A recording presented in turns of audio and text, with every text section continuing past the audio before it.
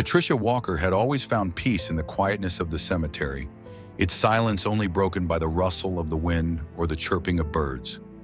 But on her first visit to her father's grave, something unusual caught her eye. Far in the distance, a bear, majestic and imposing, was pacing back and forth around a single grave.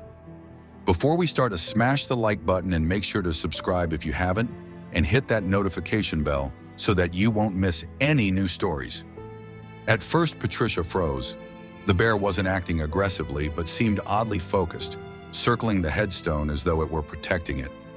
She wasn't sure what to make of it. Bears were not uncommon in the area, yet their presence in the cemetery was unusual.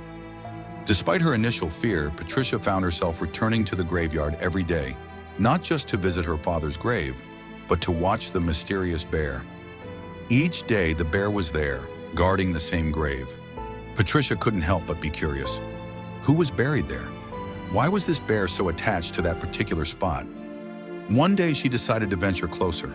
As she approached, the bear paused and turned its head towards her, its deep brown eyes locking onto hers. There was no aggression, no sign of danger, only a quiet warning. Stay back. Patricia shared her experience with friends and family, but most dismissed it as either a coincidence or a misunderstanding. Bears didn't guard graves. They were wild animals driven by instinct, not sentimentality. But Patricia couldn't let it go. There was something more to this, something beyond instinct. Her curiosity soon turned into concern. What if the bear became aggressive? What if it harmed someone? With these worries weighing on her, she decided to call a local wildlife expert, Dr. Eleanor Hayes. Dr. Hayes was a seasoned biologist specializing in large mammals and had dealt with countless cases of bears encroaching on human settlements. When Patricia explained the situation, Dr. Hayes was skeptical but intrigued. A bear guarding a grave? That's not typical behavior, she admitted. It might be drawn to food or a scent, but we'll investigate.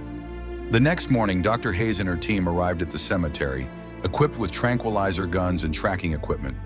They cautiously approached the bear, who immediately turned its massive body toward them, its posture protective but not threatening. The team observed from a distance, taking notes and photographs. What they discovered left them astonished. The grave the bear was guarding belonged to a man named Walter Grayson, a local recluse who had passed away 6 months earlier. Walter had lived in a cabin deep in the woods, far from the bustling town. Known for his kindness to animals, Walter had spent decades rehabilitating injured wildlife, often taking in animals others would consider dangerous or a nuisance. Dr. Hayes unearthed an old story from a local newspaper about Walter nursing an orphan bear cub back to health. The cub had been found weak and malnourished, its mother nowhere to be seen. Walter had named the cub Bruno, and they had formed an extraordinary bond. Though Bruno had eventually returned to the wild, locals often reported seeing the bear near Walter's cabin, even years after its release. It didn't take long for Dr. Hayes to put the pieces together. Bruno, the bear now guarding Walter's grave, must have returned to pay his respects to the man who had saved his life. But the level of dedication the bear displayed was beyond anything Dr. Hayes had ever seen. As word of the bear spread, the small cemetery became a local sensation. People flocked to see Bruno, taking photos and leaving flowers at Walter's grave. But the increased attention made Dr. Hayes uneasy. Bruno isn't a pet or a spectacle, she reminded everyone. He's a wild animal and we need to respect his space. Despite the warnings, some visitors got too close. One man, hoping for a selfie, crossed the invisible boundary Bruno seemed to enforce around the grave. The bear let out a deep, guttural growl, sending the man scrambling back. It was clear Bruno didn't want anyone near Walter's resting place. Dr. Hayes decided it was time to intervene. While she admired the bear's loyalty, the situation was becoming dangerous. She and her team set up a plan to relocate Bruno to a wildlife sanctuary where he would be safe and free from human interference.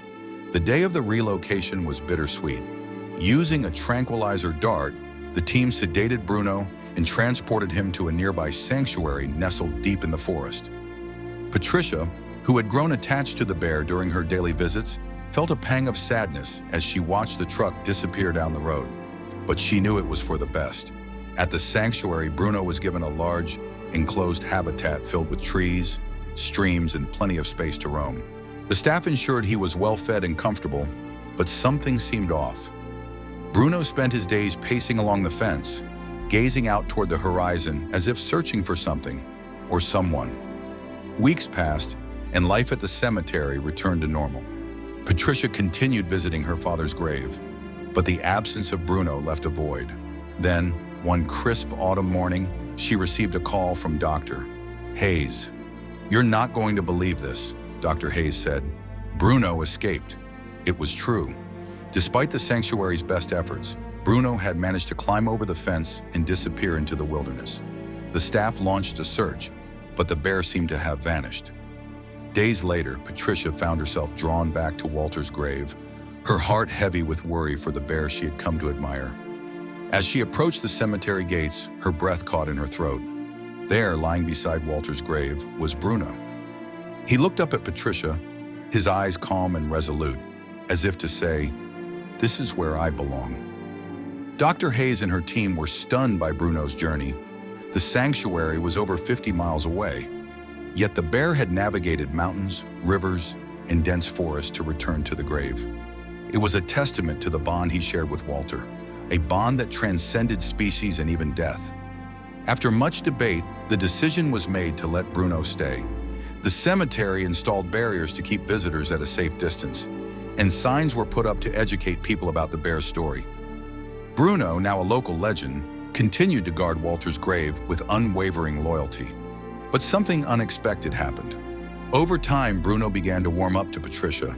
Perhaps he sensed her kindness or recognized her regular presence at the cemetery. Slowly but surely, he allowed her to come closer, even sitting quietly beside her as she spoke to her father.